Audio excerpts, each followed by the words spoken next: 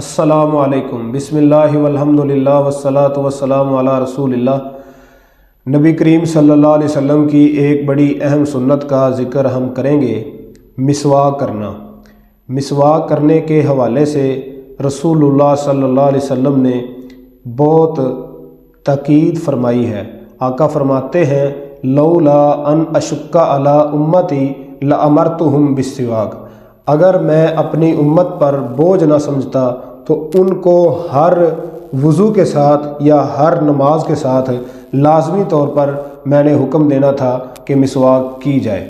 آپ صلی اللہ علیہ وسلم صبح جب جاگتے مسواک کرتے اور تہجد پڑھتے مسواک کرتے۔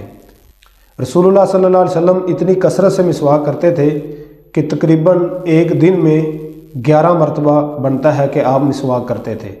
صبح جب تہجد کے وقت بیدار ہوئے مسواک کی، وضو کیا مسواک کی، اور صبح کے لیے وضو کیا مسواک کی، اور ناشتے سے پہلے مسواک، ناشتہ کرنے کے بعد مسواک، ظہر کے ساتھ مسواک، ظہر کا جب قیلولہ کرتے اس وقت مسواک کرتے، تو عصر کے بعد مسواک کرتے، شام کی نماز کے ساتھ مسواک کرتے، عشاء کی نماز کے ساتھ مسواک کرتے، اور آپ سوتے وقت مسواک کرتے، تو کھانے سے پہلے کھانے کے بعد مسواک کرتے۔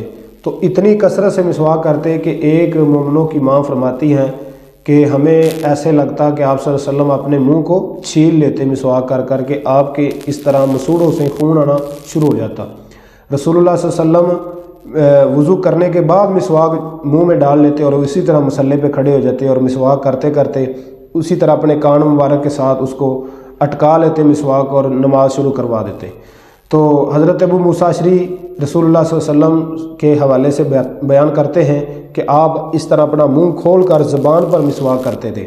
زبان کی صفائی کی نیت سے اس کی بہت اہمیت ہے۔ منہ کے اندر سمیل ختم کرتی ہے، منہ کے اندر بدبو ختم کرتی ہے، معدے کی تکلیف، معدے کی بد ہضمی اور بہت ساری بیماریوں کا علاج مسواک ہوتی ہے۔ آنکھوں کی بینائی کے حوالے سے مسواک بڑی اہمیت کی حامل ہے۔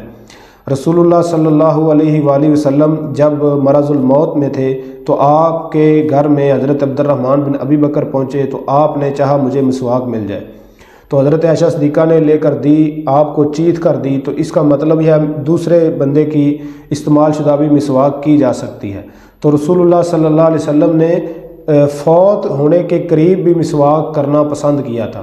آپ صلی اللہ علیہ وسلم بہت زیادہ مسواک کرتے، گھر میں آتے پہلا کام مسواک کرتے۔ تو کہا گیا کہ اتنی مسواک کیوں کرتے ہیں؟ تو سرکار صلی اللہ علیہ وسلم نے فرمایا کہ اس لیے مسواک کرتا ہوں کہ میں کہ جبریل کے ساتھ، فرشتوں کے ساتھ میری بات ہونی ہوتی ہے، تو جس چیز سے انسان تکلیف محسوس کرتے ہیں اس چیز سے فرشتے بھی تکلیف محسوس کرتے ہیں۔ تو بدبو منہ کی جو ہوتی ہے اس سے لوگوں کو تکلیف ہوتی ہے، اس طرح فرشتوں کو بھی ہو سکتی ہے۔ تو رسول اللہ بدبو سے بڑی نفرت کرتے تھے، تو منہ میں بہت زیادہ سمیل آنا یہ ایک عیب ہے۔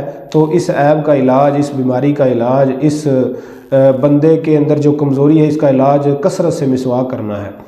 تو حضرت محمد رسول اللہ صلی اللہ علیہ وسلم نے مسواک کے ساتھ اتنی محبت کی کہ آپ صلی اللہ علیہ وآلہ وسلم مسواک کے فائدے بیان کرتے ہوئے فرمایا السواک مطہرۃ للفم ومرضات للرب، مسواک منہ کو پاک کرتی ہے اور اللہ تعالیٰ کو راضی کرنے کا ذریعہ ہے۔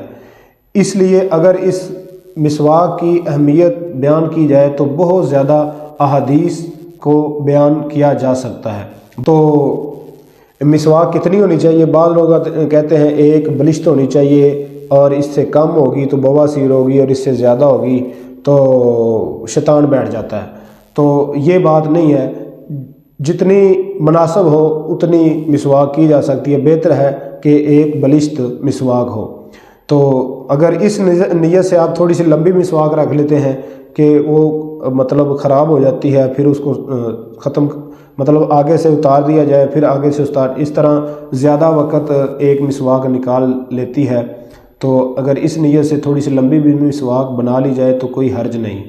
تو مسواک منہ کھول کر کرنی، اور جس طرح پانی کے بغیر بھی کی جا سکتی ہے، منہ اس طرح کھول کر اس کے اینڈ تک دونوں جانبوں سے دانتوں کے آخر تک مسواک کرنی چاہیے، اور اوپر تالو سے نیچے زبان کی طرف اس کو اچھی طرح ملنا چاہیے۔ پانی کے بغیر بھی مسواک کی جا سکتی ہے، پانی کے ساتھ بھی مسواک کی جا سکتی ہے، روزہ دار بھی مسواک کر سکتا ہے، جس حالت میں بھی ہو اور جو مرضی ٹائم ہو مسواک کی جا سکتی ہے۔ بعض لوگ سمجھتے ہیں کہ روزے کی حالت میں جب افطاری کا وقت قریب ہوتا ہے اس وقت مسواک نہیں کرنی چاہیے، یہ بات صحیح نہیں ہے۔ تو سوتے وقت، اٹھتے وقت، پانچوں نمازوں کے ساتھ لازمی طور پر مسواک کرنی چاہیے۔ تو نبی کریم صلی اللہ علیہ وآلہ وسلم نے مسواک کے ساتھ بڑی محبت کی ہے۔ مسواک کسی کو تحفہ دینا، صحابہ رسول اللہ کو مسواک بنا کر دیتے تھے، اور آپ صلی اللہ علیہ وسلم خود بھی مسواک منگوا لیتے تھے۔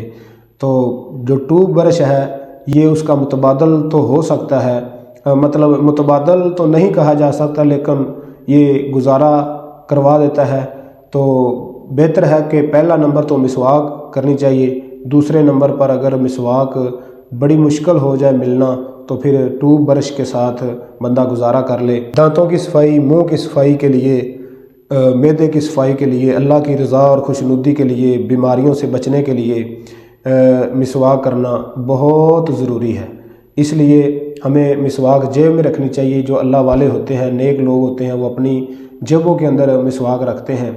تو مسواک لوگوں کو بنا کر دیں، لوگوں کو اس کی دعوت دیں، خود بھی کریں، اپنے بہن بھائیوں کو کہیں، بچوں کو کہیں، ماں باپ کو کہیں، مسواک بہت زیادہ کثرت کے ساتھ کریں۔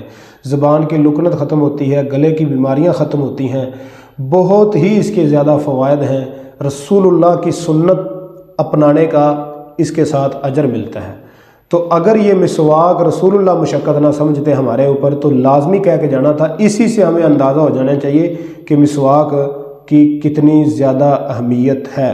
اللہ تعالی ہمیں بہت زیادہ کثرت کے ساتھ مسواک کرنے کی توفیق عطا فرمائے۔ ان اللہ یحب التوابین و یحب المتطہرین۔ اللہ تعالیٰ صفائی کرنے والوں کو پسند کرتا ہے۔ رسول اللہ نے صفائی کو نصف ایمان قرار دیا ہے، تو منہ کی صفائی ہمارے لیے بہت ضروری ہے۔ اللہ تعالیٰ ہمیں مسواک کے ساتھ بہت زیادہ محبت کرنے کی توفیق عطا فرمائے۔ السلام علیکم ورحمۃ اللہ وبرکاتہ۔